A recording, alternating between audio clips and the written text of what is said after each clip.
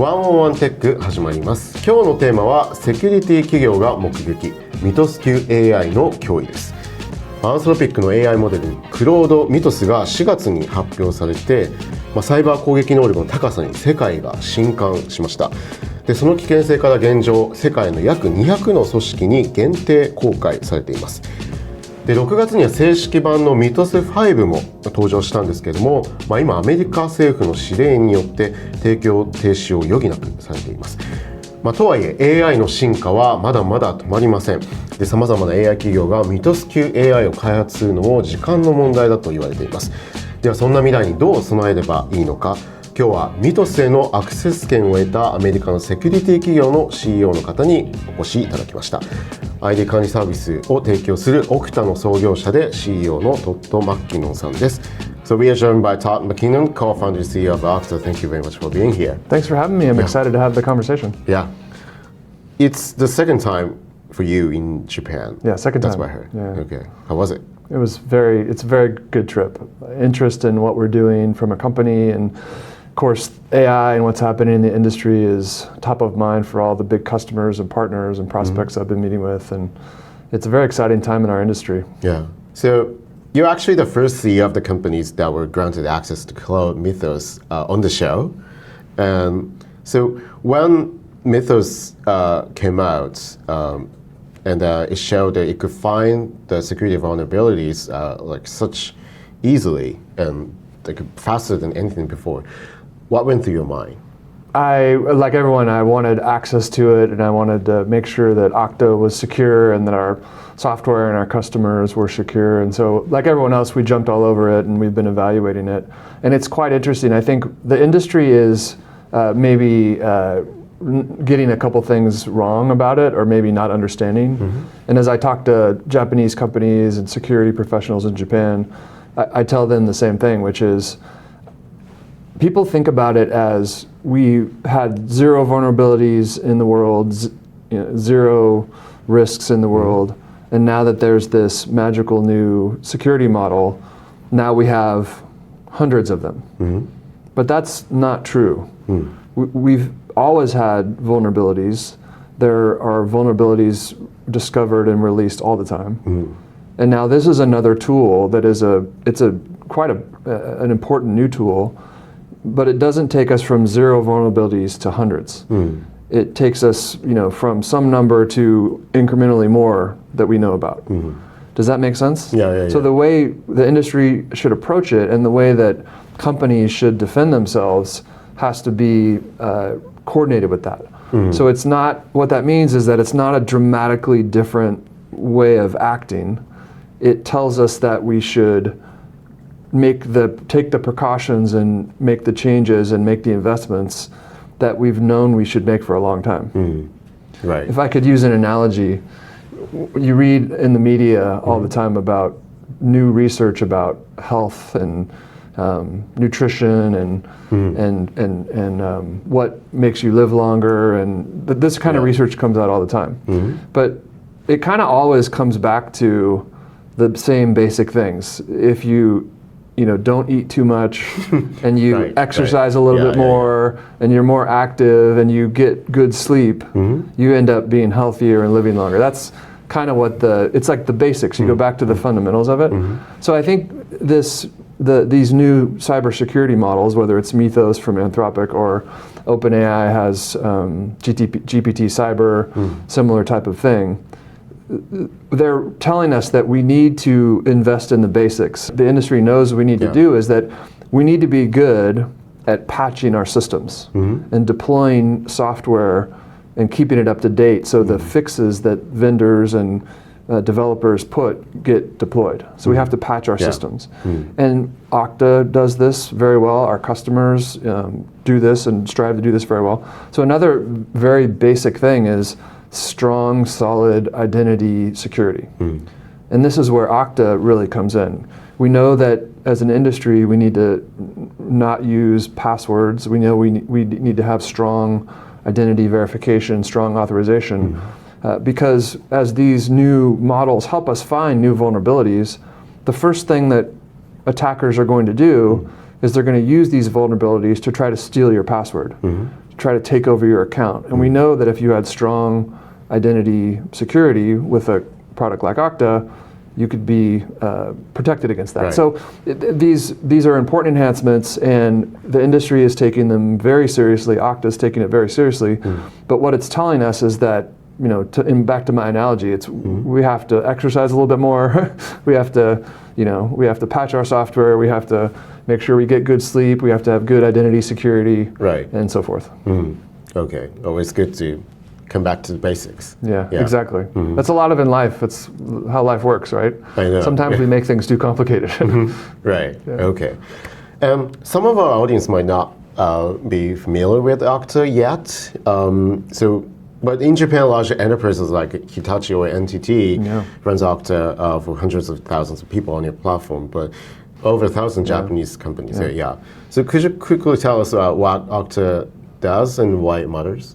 The vision of Okta is to free everyone to safely use any technology.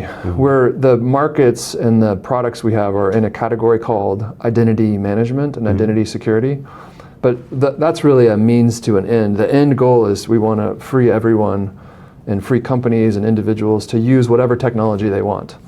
And we do that with these identity management products, which do important things like log employees into their systems at work in a secure way, help people on the internet log into various websites and do that securely, and help IT departments and chief security officers of companies manage their environments and manage the accounts and manage the permissions and keep it all secure and make sure they have good visibility as to what's going on. So I'm going to take a deeper dive on what just we talked about. And so first, and Mythos class AI and its threat. So you talked about Mythos kind of reminder, that it's important to go back to basics. But when you work on the Mythos and those that define security vulnerabilities at Okta, from the security front line, how do you see this shift? What's going to change? Well, hopefully what I'm seeing, and this will continue to play out, is that companies will prioritize and make sure that they execute on some of these foundations, some of these basics, making sure that they get their patching systems, invest in that infrastructure so they can patch and deploy software changes quickly in response to these vulnerabilities, making sure that their identity security is modernized. You'd be surprised how many companies don't have phishing resistant, which means you can't trick the user, passwordless authentication for their employees and for their customers. We have the technology to do that, but a lot of companies haven't prioritized and taken the initiative to upgrade to that. So I think one thing this is going to do is it's going to help that prioritization.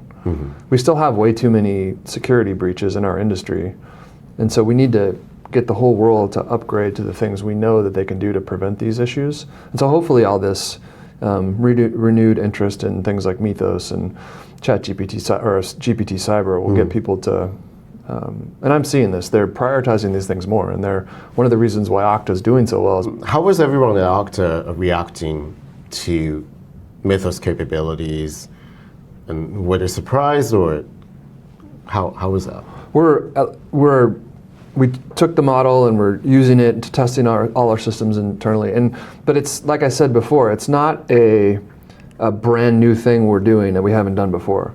We have teams of people and dedicated folks internally that use various tools to test our own products for vulnerabilities, and we have programs with external threat detectors and with customers and bug bounty programs. So this is a very mature part of our company. I mean, our number one priority is making sure our products are totally secure, and we're the most secure company in the world. So we have a lot of investment and focus on this. And so now they have a new tool, and it is innovative and helpful, and it does point out some new things, and we're making sure we take advantage of that for ourselves, but also communicating with our customers and partners about what it means and how they can be most prepared. The Frontier Labs, it's smart of them to try to make their technology applicable to every area possible. Okay.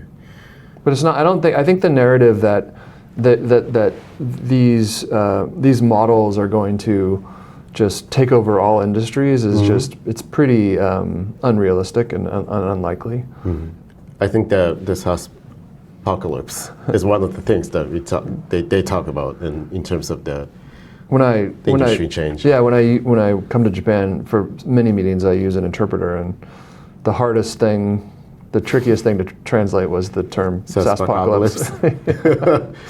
We got there eventually, but it's the Japanese translation is a little different. But that means that's what everyone asks you in the meeting. Not everyone, actually. Many people ask. Everyone is concerned about the security and the management of AI agents. Fewer than AI agents. Some people are interested in Mythos and GPT Cyber, and then I would say even fewer are interested in SaaSpocalypse, but some more. Yeah. Okay. Is it a threat to Okta? I think the AI agents is a huge opportunity for a couple of reasons. The first reason is that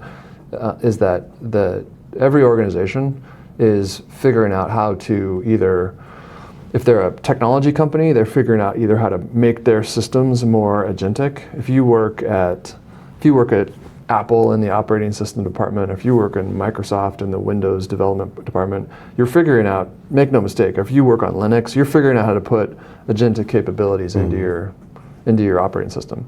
If you work at Amazon Web Services, or you work at Microsoft building their Azure, or you work at Google Cloud, you're figuring out how to make that more agentic. If you work at a company, you're figuring out how to take all the agents that all of your vendors like Google and Salesforce and ServiceNow are selling you, and how you deploy those to make you're building your own agents. So in the center of all that is this huge requirement for agentic security, and how do we secure AI? And Okta has a tremendous opportunity to power that and to be the control plane for how different agentic systems connect together. Because the fundamental thing is that these agentic systems need more data, and they need more information flowing into them to make them more valuable. You can sense this as well in your own use. When you use, what's your favorite chatbot? Gemini, ChatGPT, like what do you use? It changes from time to time. Yeah, so GPT or Claude. Yeah, so let's say Claude. So right, when you use Claude, it's very useful, but if you can add your calendar information, or you can add your own Word, documents, Google Documents, or your own, it's way more valuable. And so magnify that by 1,000, and that's what all of these companies are doing. They're trying to either build the capability into their product to pull things together, or they're trying to, in their company, they're trying to connect their data warehouse to their collaboration system, to their SaaS application, to their agent. And that's what we do. We secure that connection. We make sure that the access from the agent to all the data is done in a way that is secure and it can't be hacked into. And so this is a bigger market opportunity for Okta than identity management was for us 15 years ago, by far. And so we're working very hard to take advantage of that and capitalize on this. Okay. So as we see more powerful AI models, in terms of the authentication or identity verification, do you think there's with Mythos class models coming up in the future, do you think it will be more likely to be disrupted with those models? I think we're very open-minded about what possibly could change and the threats that could emerge, for sure. In our business, you have to be very paranoid, and you have to think about, you can never think that you have it all figured out. That's a dangerous place to be in. So we're very open-minded. We think that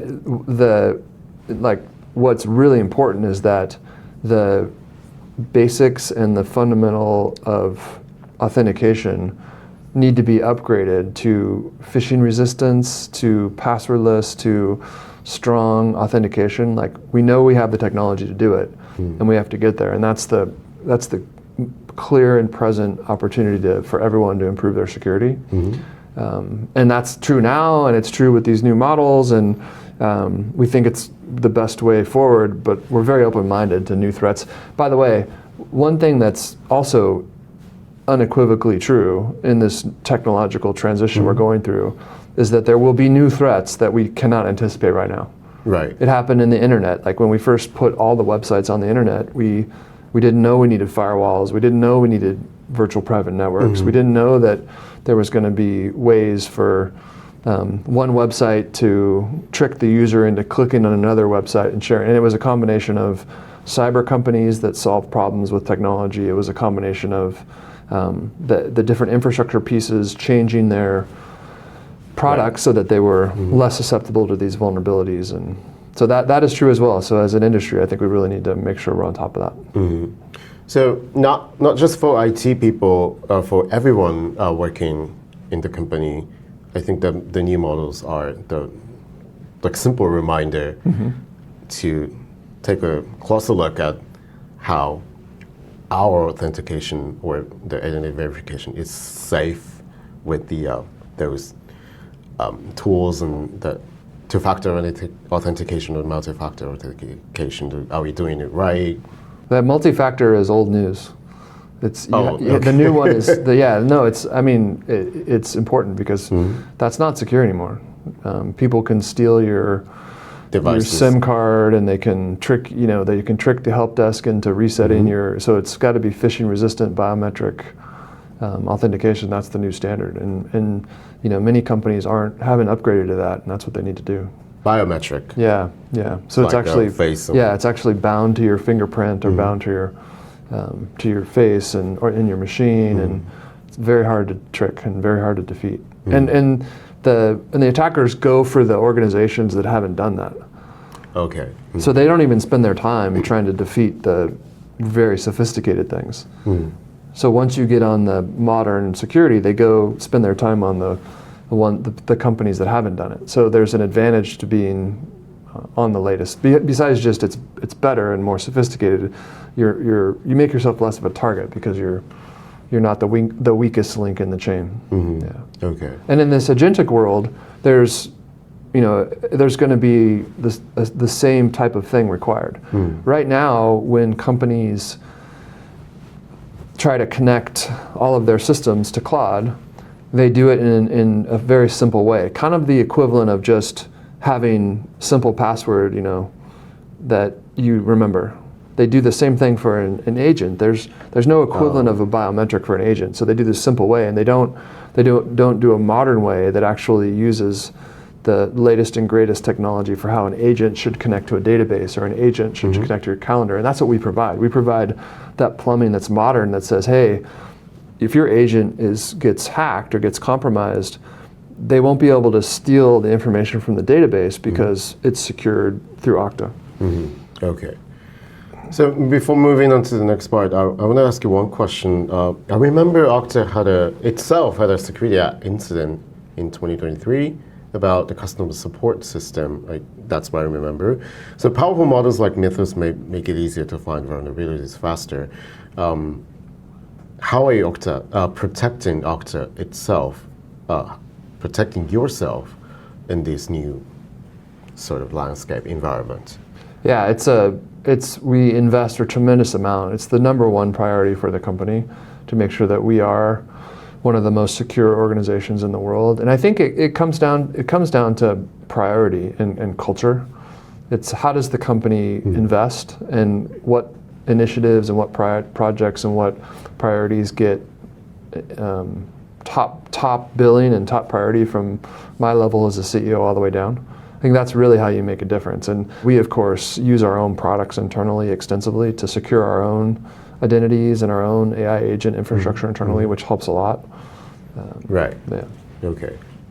And the next part about AI agents, and sometimes it goes rogue, and so how do we deal with it? And so you're talking to many CEOs from many companies in the US or elsewhere in the world. How are you seeing the companies are implementing or using AI agents, and how do you think it generates the new risk?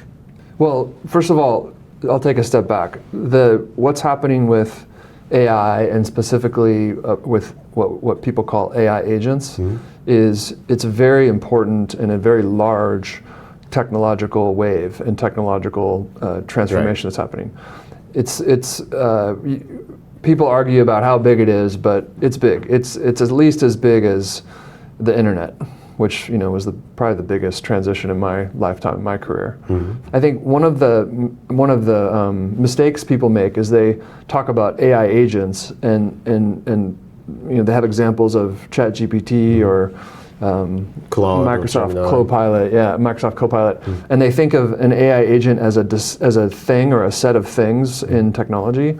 But I think the right way to think about it is every part of technology, whether it's your operating system on your laptop or whether it's your favorite website or your systems and applications your businesses builds for their customers or systems you use at work, they're all going to transform and become more agentic. I think we're pretty early in this transformation.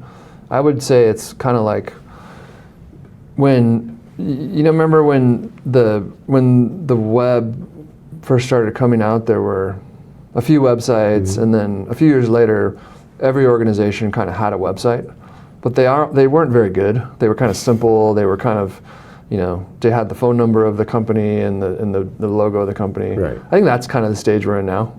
I mean, a lot of vendors have released AI agents, and companies have simple AI agents that you can use. But I think they're going to get a lot better, and they're going to get a lot more capable.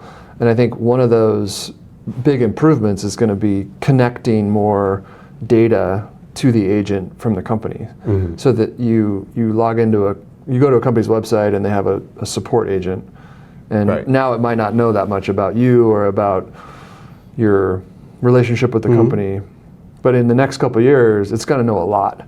It's going to know what products you have from the company. It's going to know the past experience of your support issues, and so that's the mode we're in now. And so I think when I talk to companies, it's all about there's lots of things that could change. You're going to have a lot of innovation, a lot of new options, a lot of new vendors with new products. You got to figure out what you're going to use.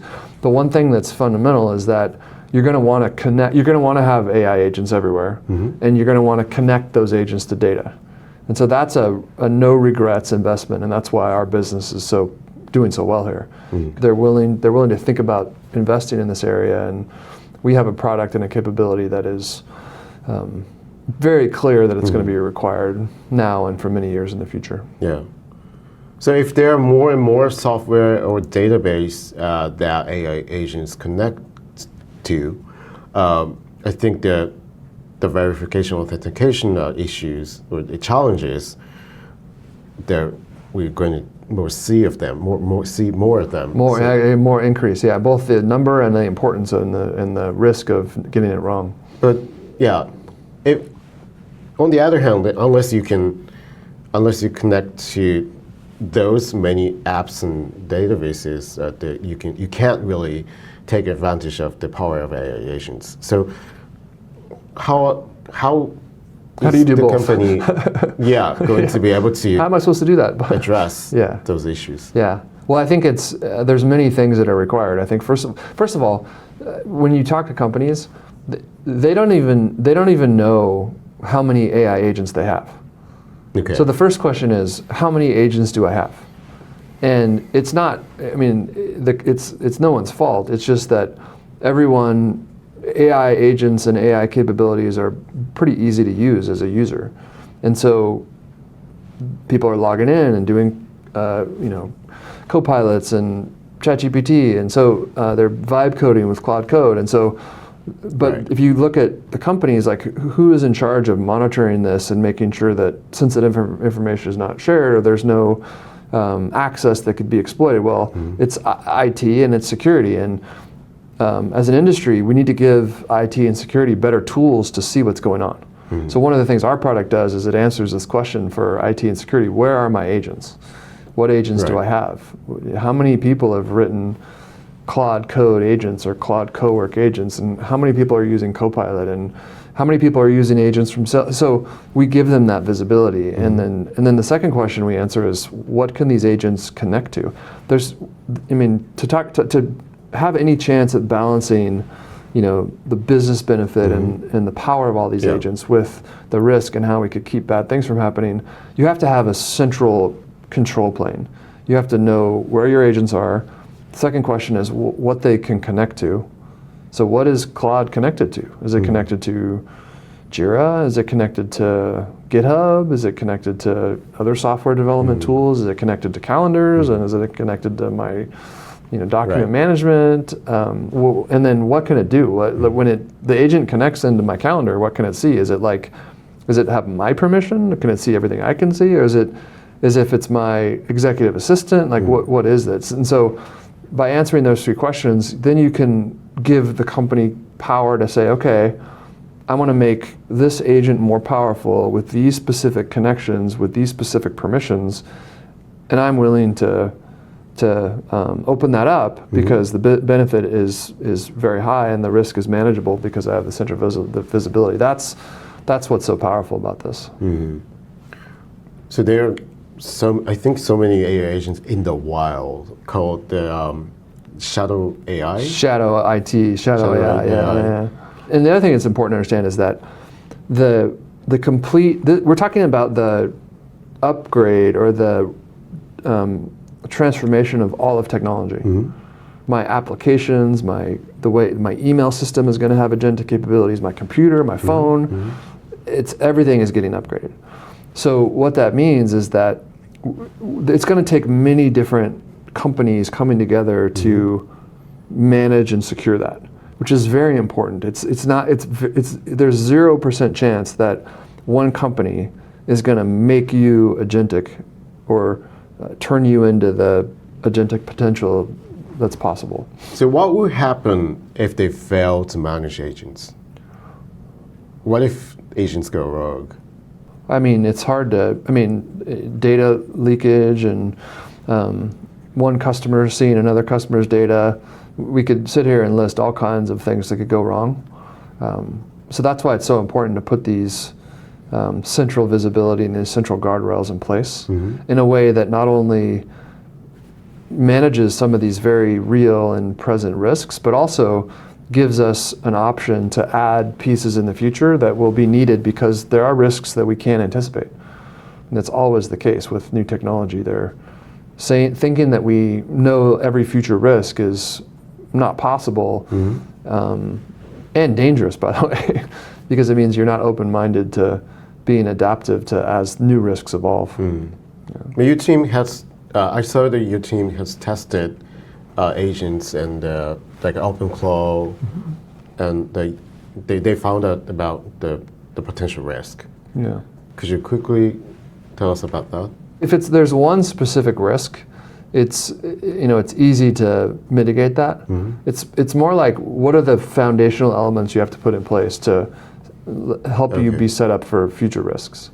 I think if you think about something like OpenClaw, it's incredibly powerful. And one of the beauty of it is how flexible it is in its setup, and how much power and permission you can give to the central agent to access all systems.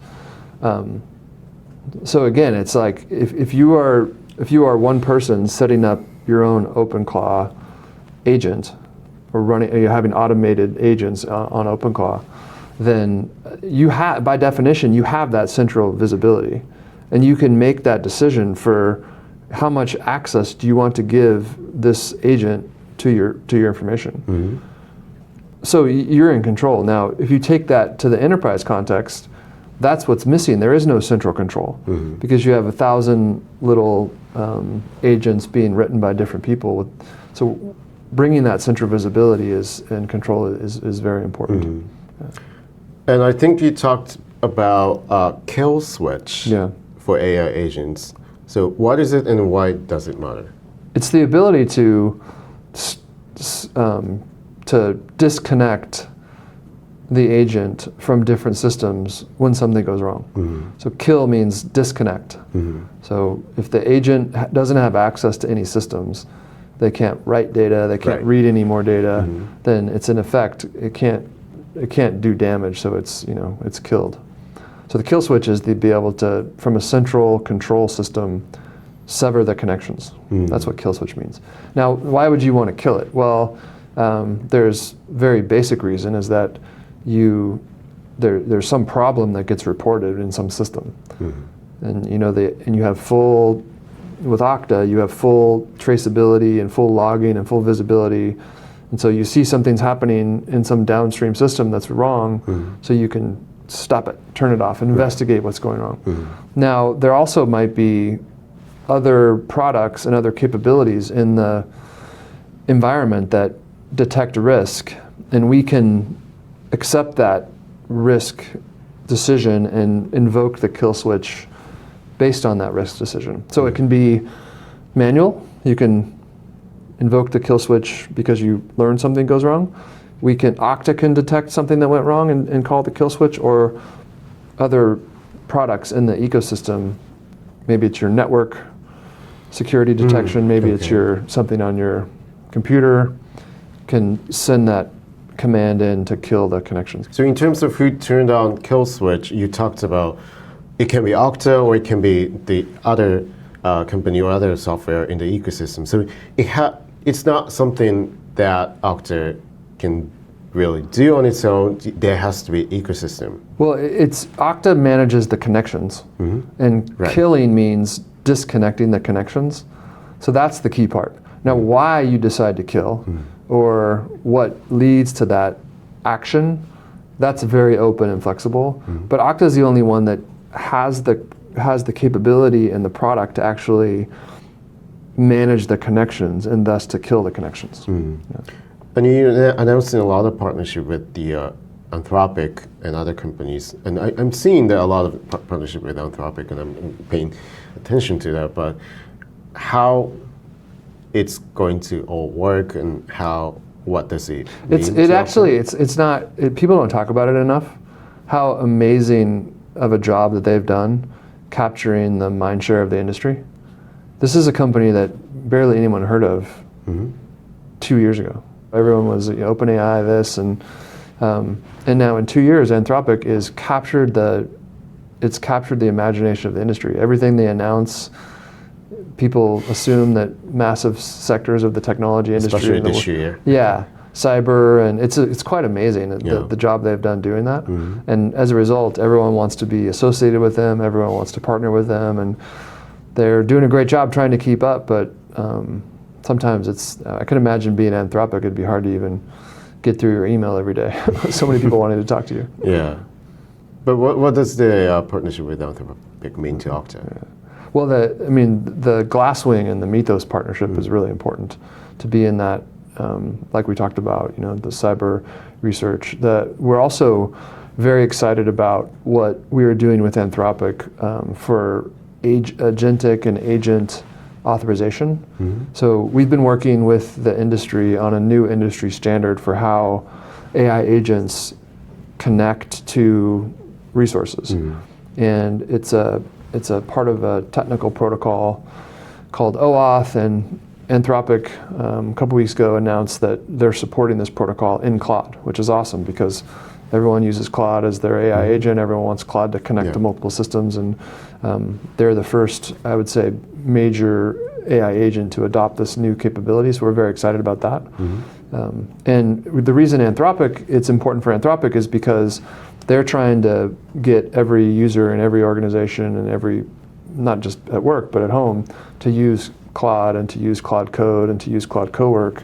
And these enterprises that are having their people bring Claude in are worried about, hey, how is it going to connect to all my resources? And now with this support of this protocol, they can use Okta to control what resources Claude has access to. And so it makes Claude easier to be used by large enterprises. Right. So it's good for Claude, it's good for customers that get a more secure environment, and it allows us to even more easily and in a more powerful way broker these connections. Okay. So we're going to see those like the standards with more AI labs. Standards, I think, so standards are, technical open standards are very important. Very important. And we talk about a specific standard for authorization, the standard is called cross app access. That's the name of the capability. But these will be more powerful, or these will be important as the industry moves forward, because like I said, we're upgrading everything in the stack, and it has new requirements on how it fits together, and the protocols and the standards we were using for cloud or for the web aren't going to be enough. And so we're working with the industry to upgrade them, because that's the only way that it's all going to work together. It's not going to be one vendor. It's going to, it's not going to be just Anthropic that takes over everything. It's not going to be Google or Microsoft or Amazon, or it's going to be a bunch of different vendors working together to make this not only powerful and effective, but also make it be something that people can manage and secure, and balance this incredible excitement about the business benefit with the reality of having to make sure the risks aren't too high. Right. Okay. Let me move on to the final part. How should Japan defend itself? Since you're in Japan and you're talking to executives in Japanese companies, and how do you see the state of identity security at Japanese companies compared with the other rest of the world? I think it's very similar. I think Japanese companies are very excited about the potential of AI, whether it's a big bank, big financial services company that's thinking about how to make their operations more effective, how to make their people more effective, how to do more with, as you know, Japan has an aging workforce, and people are figuring out how they can keep their productivity high and keep their companies and organizations super strong as that happens. And I think AI automation, AI agents is one part of the solution there. So they know the benefit. How can we make customer experience better? How can we make sure that we get great customer support and product discovery, and so they see the benefits of AI agents. But one of the, I think, strength versus the rest of the world of Japanese companies is how seriously Japanese companies take governance and security. I think in terms of the prioritization of these efforts, the culture of Japanese companies values that incredibly high, which is powerful. But in terms of the maturity of thinking about how we go from these simple agents that are in use today to these more powerful systems that are connected to more data, it's very similar to the rest of the world.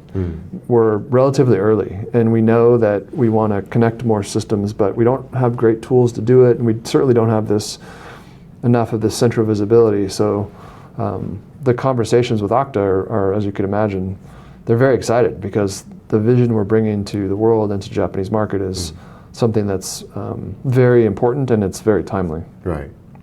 I saw Okta's survey found that in Japan, more than 80% of the executives believe they understand how AI is being used in their organization, but nearly half of employees are using unauthorized tools like shadow AI. How do you see this gap? I think it has to be addressed. Yeah, it's like you don't know what you don't know. It's pretty hard to have a good sense of how AI is being used if you also know that there's half of the usage that you don't know about. So that's why we're investing in the products and these discovery and making sure that people know where their agents are. And I think one thing that's different about Okta's approach is that we're very multi-vendor. We don't just say, hey, here are our agents, or here are agents in one product or one platform. We say, here are all your agents, and we can discover some in a certain way, but we also need help from other partners in the ecosystem to make sure we're discovering all of them. So we want that survey to say, I know for sure 100% of the AI use in my company. That's our goal. We want that survey to be 100% I know about all of it. And because that's the only way to make sure that we can get the benefit and mitigate the risk, which is so important to everyone, particularly in Japan. I wonder which is important, how they make sure the AI policies are really strict, or they make sure that all of AI is being used in the organization can be seen. Which is important? You can't have the policy be strict without having the visibility. So you have to prioritize the visibility first. Because if you don't have visibility, any policy you implement, it's only going to be applied to the ones you know about.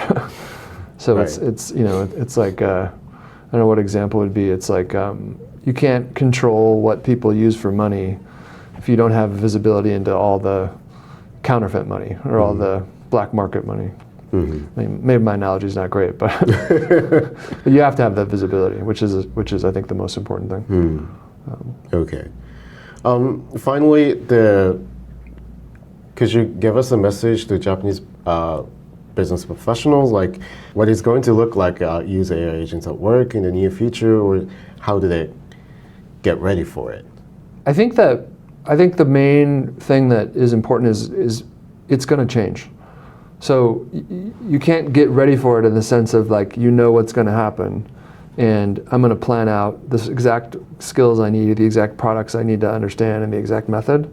It's more, you have to understand that one of the most important things is this adaptability. You know, there was the great scientist Charles Darwin said that it's not the strongest of the species that survive. It's really the ones that are most open to change, or the people that adapt to the new change are the ones that survive. So I think that's very important. And then make those no regrets investments. So in this world, what are the things that you know are going to be required? The fundamental things are, you know that you're going to have to have visibility. You know you're going to have to connect these multiple systems together. There's no technological advancement that's going to mean you don't have to get the AI systems more data. That's going to be the exact way you do it, and the exact where the data comes from might change, or the exact protocol on how but you know that you're going to have to manage these connections. So be open to change, be adaptable, and then make these no regrets investments to make sure that as the market evolves, you can be in the best position to move your organization, or you know, whether you're a company or an individual, move yourself forward by making sure you adopt these technologies as they come into being. はい、ここまでオクタの CEO トッド・マッキノさんをお迎えして今日はワンオンワンテックをお送りしてまいりました。いつもご視聴いただきありがとうございます。ぜひチャンネル登録と高評価、そしてクロスリーグの公式 X のフォローもお願いいたします。ニュースレターの配信も始めてますので、概要欄からぜひご登録ください。So, Todd, thank you very much for coming. Yeah, thanks for having me. It was really fun to chat with you, and it's an important, exciting time, and it's fun to spend a few minutes with you here. Yeah, okay, likewise. Yeah, thank you very much.